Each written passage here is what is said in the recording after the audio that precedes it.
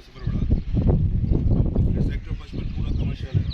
जैसे ही वहाँ पे अगर संगी बुनियादी सिर्फ रख दिया गया, तो आप अंदाजा लगा सकते हैं कि अगर जोड़िया बाजार के रोड के इस तरफ आपके पास ज़मीन हो तो उसकी क्या वैल्यू है। मिसाल है, तो आने वाले टाइम इसका बहुत यानी कि ब्राइट है। राइट नाउ भी ऐसा नहीं है कि कोई 15 लोगों को दयावान हो